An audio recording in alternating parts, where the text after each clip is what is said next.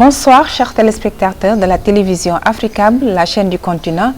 Nous avons le plaisir d'accueillir sur ce plateau de questions à débattre une grande dame, une dame de référence dans plusieurs domaines.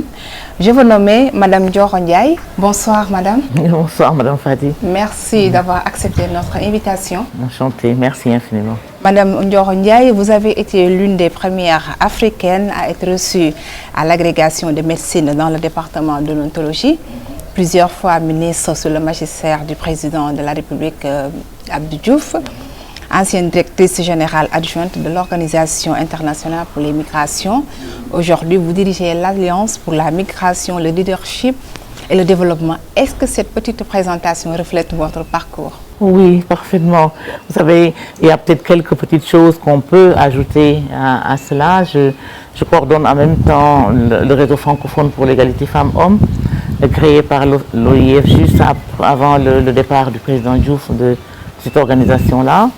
Et actuellement, nous travaillons surtout beaucoup sur ce qu'on appelle le groupe des amis de l'alimentation scolaire, qui travaille à accompagner le ministère de l'Éducation nationale à faire la cartographie des besoins en cantine scolaire dans les écoles, les établissements élémentaires, primaires et élémentaires. Et eh bien, nous travaillons avec des partenaires. Nous sommes un groupe de volontaires qui nous souhaitons passer une partie de notre temps et mettre en œuvre nos capacités pour accompagner notre pays à avoir un programme de cantine scolaire efficace, viable et surtout un programme à succès pour que nos enfants, qui sont nos espoirs, puissent avoir tout ce qu'il faut, tout le matériel qu'il faut pour créer un bon profil de développeur. D'accord. Vous venez de publier un livre autobiographique, Mon combat pour le Sénégal. Qu'est-ce qui vous a poussé à écrire un tel ouvrage? Un legs parce que j'avais l'ambition de laisser quelque chose à la génération, aux autres générations qui viennent après moi, surtout la génération de mes enfants et de mes petits-enfants. Je crois qu'il leur incombe maintenant de prendre le relais et que j'ai voulu qu'ils et elles d'ailleurs, parce que c'est des garçons et des filles, qui puissent puiser dans au moins ce que j'ai pu apporter. Et je ne suis pas seule. Vous savez, en général, on présente les gens comme des personnes exceptionnelles. Mais ce pays a une chance extraordinaire. Nous avons toute une pépinière de personnes de grande qualité qui ont eu à travailler pour ce pays, à produire pour ce pays, à sauvegarder un certain nombre de valeurs pour nos populations, pour nos enfants.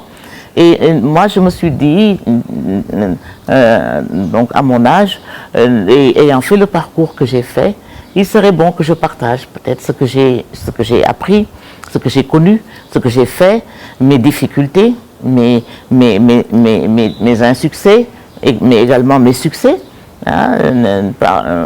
au cours de mon parcours universitaire, professionnel, ou mon parcours politique carrément, national, ou mon parcours politique international. Voilà, et je reviens, après avoir fait toute cette trajectoire-là, je reviens au pays, et il me reste certainement, et si Dieu le veut, encore à faire un certain nombre de choses, mais ce qui dépendait de moi, tant que j'étais en bonne santé, c'est de m'asseoir et d'écrire.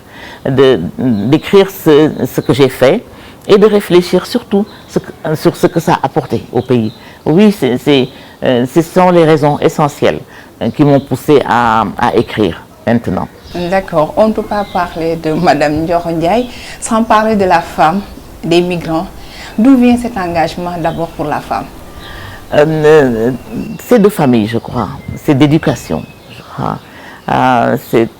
Cette foi en la femme, ce désir de comprendre ce qui motive la femme, ce qui motive ses actions et pourquoi elle ne peut pas aller plus loin, cela m'a toujours intéressée en tant que jeune fille, en tant que jeune femme, en tant que professeur d'université, où je cherchais parmi mes étudiants les filles, les jeunes filles ou les jeunes femmes qui sortaient du lot et que je pouvais accompagner davantage.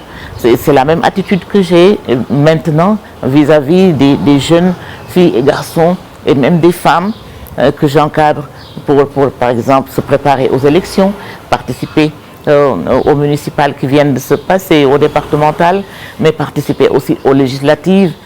J'avais commencé d'ailleurs en 2012 par cet enseignement pour les législatives et cela m'a beaucoup apporté parce que cela m'a aidé à m'interroger sur les progrès qui ont été faits depuis que moi j'étais dans l'arène et cela m'a aidé aussi à identifier les défis qui restent encore à relever et Dieu sait qu'il y en a. Je crois qu'on a fait beaucoup de progrès en tant que femmes, non seulement au point de vue de nos droits, des gains en droit économique, en droit social, en droit politique, mais également les gains en tant que personne humaine, tout simplement, personne, ressources humaines capables de contribuer et de produire au développement de notre pays. Et Dieu sait qu'il y a encore des écueils, en effet. Nous avons beaucoup de difficultés à pousser les lignes un peu plus loin. Nous avons besoin de réformes. Vous avez vu quand vous êtes arrivés, on me faisait parler sur le Code de la famille, les besoins de réforme de certains articles du Code de la famille qui plombent encore la femme à terre, parce que, par exemple, ne serait-ce que aider son enfant à connaître son père. Cette recherche de paternité qui nous paraît tellement évident, et l'AJS y travaille beaucoup, mais qui en réalité au plan culturel est un frein au développement et au respect des droits des femmes et de l'enfant surtout. Parce que la Convention de l'enfant intime tous les gouvernements, tous les États à faciliter l'octroi de l'état civil à un enfant. C'est un droit de l'enfant que nous avons signé et ratifié dans cette convention, mais que nous avons beaucoup de peine à appliquer au plan interne. Aujourd'hui, quand on parle du ministère de la Femme, les gens pensent immédiatement à la politique, au folklore. À vous entendre, cela n'a pas été le cas. Qu'est-ce qui a changé et quelle est la part des responsabilités des dirigeants? Beaucoup de responsabilités des dirigeants, certainement. Mais je veux dire que le folklore n'est que quelque chose, peut-être un mal avec lequel ce ministère doit aller. Le drame, c'est que souvent on n'arrive pas à canaliser cela et on n'arrive pas à le maîtriser, ce folklore, et savoir où il faut s'arrêter, où on rentre dans le technique et le scientifique et le structurel dans ce ministère, et où doit s'arrêter, bien entendu, tout ce qui doit accompagner les programmes femmes. Moi, je pense que l'animation, je ne trouve pas que ce soit du folklore, sinon si on le prend du côté positif, mais l'animation qui accompagne les actions de ce ministère-là, c'est quelque chose de normal. Parce que vous savez, dans ce ministère, vous avez toutes les strates de la société dans ce ministère. Vous avez les tout petits, vous avez les petits, vous avez les plus grands, vous avez les hommes dans toute cette hiérarchie, vous avez les femmes dans la même hiérarchie. Et vous devez prendre en compte les besoins de chaque strate de ce pan de la société. Et ce n'est pas facile de le faire en coupant tout simplement l'ombilic avec nos attaches et nos valeurs culturelles. C'est pour ça que je crois qu'il ne faut pas le prendre de manière négative. Au contraire, il nous est arrivé de travailler à l'intérieur du pays quand on est en campagne. À partir de 9h jusqu'à 20h, 21h, on dîne sur place. Avant d'aller dormir, on danse. On se retrouve, on fait de l'animation et on savoure cela avec les femmes. Ça m'est arrivé presque à chacune de mes sorties du Sénégal, de Dakar. J'ai eu ce privilège de passer des moments agréables et culturels avec les groupes qui m'accompagnent. Donc ça va avec. Moi, je ne voudrais pas que l'on pénalise cette action et qu'on dise qu'à part cela, il n'y a rien d'autre de bon. Oui, il y a du bon. Il y a du bon parce qu'on a essayé d'organiser le ministère en créant des structures de réflexion, des structures qui nous permettent de faire de la prospective, des structures qui nous permettent d'anticiper donc sur l'actualité, et des structures qui nous permettent de donner des réponses à nos autorités, de forger des réponses, et des réponses qui sont consensuelles, parce que c'est pas seulement les agents, moi-même, je ne suis pas seule, j'ai non seulement l'ensemble des agents du ministère du développement social, ou de la femme, de l'enfant et de la famille, et on a les experts des autres ministères. Ce ministère, il est transversal, il est multisectoriel.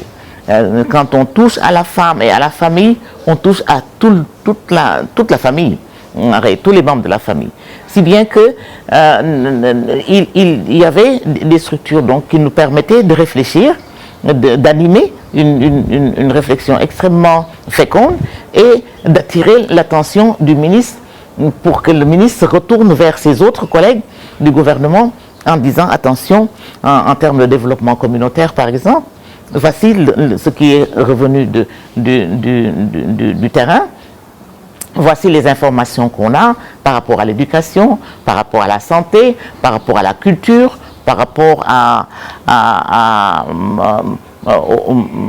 aux problématiques de la jeune fille, par exemple, de la femme rurale, etc., etc.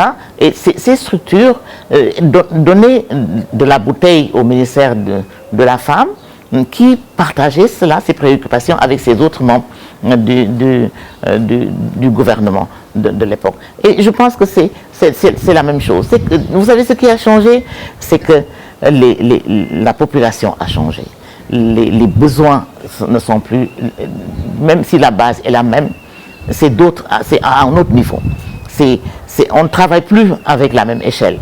Et ça nécessite des réformes profondes à l'intérieur de ce ministère, dans sa manière de travailler, dans les cibles que ce ministère privilégie, pour que cela fasse boule de neige à travers ces cibles-là. Par exemple, la petite enfance, qui est un secteur extrêmement important du ministère du Développement social, parce que c'est dans la petite enfance qu'on construit, qu'on bâtit toutes les forces, en donnant à cette catégorie d'enfants tous les soins attentifs qu'il faut pour faire de ces enfants des jeunes de demain, des adultes de demain absolument conscients de toutes les valeurs que nous voulons leur inculquer, mais également former, instruire, éduquer. Voilà ce que ce ministère est en train de faire, si je comprends bien, et je ne trouve qu'approuver. Je ne peux qu'approuver cela, parce que nous avions commencé également, bien entendu, à travailler sur ces cibles-là, même si nous n'avons pas pu terminer ce que nous avions initié là-bas. Mais je vois que ça s'est repris. La case des tout-petits, ce n'est guère que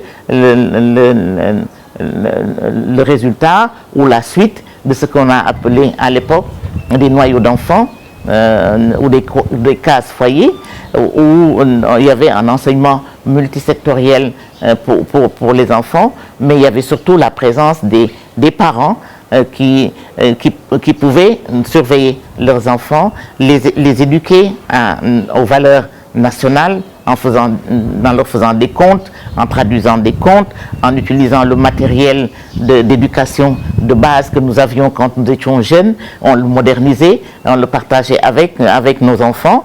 Et voilà, il y a beaucoup de choses qui sont faites et qui sont bien, il faut le dire, au niveau du ministère.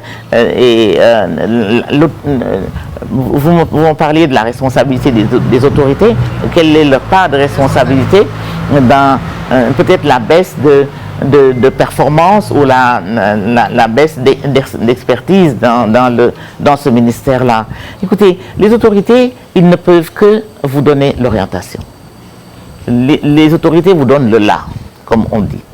Mais c'est à vous, en tant qu'expert, en tant qu'autorité, disons, locale, à vous faire entourer de personnes compétentes. Aucun ministre n'est un expert. Je suis désolé, on n'a pas besoin d'un ministre qui soit expert en quelque chose. Par contre, un ministre doit être un bon manager. Si expertise il doit y avoir, c'est bien en management qu'il doit en avoir. Parce qu'un ministre ne peut pas être compétent en tout. Or, un ministre doit brasser, surtout ce ministère-là, un ministre doit brasser tout l'éventail de compétences, de structures, de profils dont on a besoin pour créer le lit ou la base d'un développement social correct. Allant de la femme à l'enfant, y incluant les hommes bien entendu et les personnes du troisième âge. Nous allons parler du Mali aujourd'hui. Depuis quelque temps, le Mali est confronté à une crise. Quelle analyse faites-vous de cette situation? Difficile et attristé, bien sûr, hein, parce que nous sommes un même peuple et que les couloirs d'échange, les couloirs de dialogue entre les populations maliennes et les populations sénégalaises, des couloirs ont toujours existé. Et pour le bien-être des populations des deux pays, et les autorités aussi ont toujours eu un commerce très favorable et respectueux des valeurs des uns et des autres. Et je ne me souviens pas qu'on ait eu des écueils depuis la fin de la Fédération du Mali, n'est-ce pas, avec le président Senghor et le président Modibo Keïta. Mais le fait que on applique des sanctions. Vous avez vu tous les jours à la télévision, il y a un reportage là-dessus, les camions qui ne partent plus, qui ne vont plus, qui ne viennent plus, même la population, les avions, le commerce, etc. Nous avons des amis qui étaient dans le commerce du tissu, du bazin et du tchoup, comme on le dit, et voilà, toutes nos actions sont ralenties. On n'avait pas besoin de ça ajouté à la Covid, aux problèmes que nous ont posé les différentes phases de l'évolution de la Covid dans notre pays. Les gens se sont assez calfeutrés, les gens ont été sevrés d'énormément de possibilités lors de la Covid. Ici ajoute ce problème. Mais je veux dire que moi je ne désespère pas. Je suis convaincu que les autorités nationales, comme les autorités de la CEDEAO ou de l'Union africaine, se rendront très vite compte. Et je pense qu'il est temps de le faire. Il faut ouvrir les frontières. On peut pénaliser un pays sans pénaliser son peuple. Je pense que s'ils font un effort, ils pourraient le faire. Et ne pas pénaliser les populations sénégalaises et les populations maliennes. D'ailleurs, le Sénégal a fermé ses frontières. Oui. Ça plombe aussi sur l'économie, les Absolument. Regardez tout ce qui se passe le long des programmes Puma, par exemple, le long des frontières. Si vous suivez les informations, toutes les populations interviennent tout le temps pour dire combien ils sont impactés par la fermeture des frontières. Alors, quand est-ce que cela va s'ouvrir? Moi, je crois beaucoup aux vertus du dialogue. J'espère que le président Macky Sall, qui est le président de l'Union africaine actuellement, et qui englobe également la CEDEAO et l'UEMOA, qu'il joue déjà, mais qu'il va jouer davantage un rôle de négociateur avéré, un rôle de pacificateur de nos populations. C'est ce qu'il lui faut.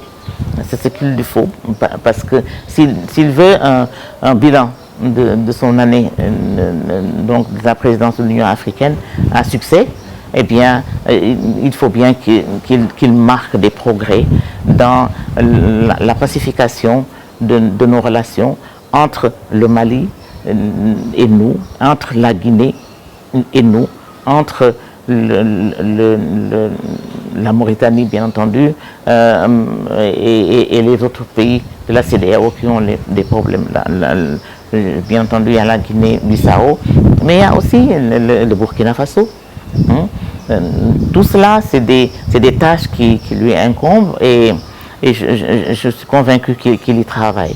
Je voudrais aussi, dans la même veine, parler de nos jeunes migrants, jeunes ou pas jeunes d'ailleurs, qui sont bloqués en Ukraine et qui sont en Pologne en particulier. Il y en a 65 actuellement, mais les Ivoiriens sont bien plus nombreux. Les Nigérians sont 1250, d'après les chiffres que nous avons eus juste avant-hier.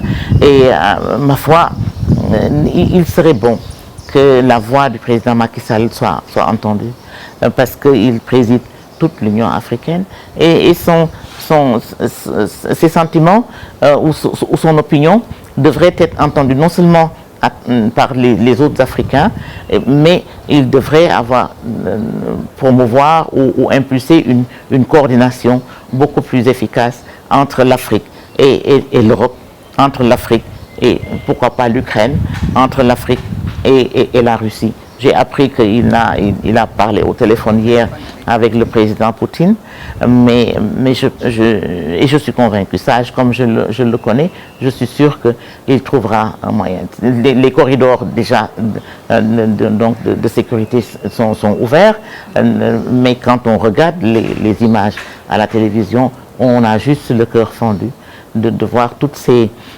personnes âgées et moins âgés dans les conditions de vie en plein hiver et sous la neige et sous l'eau.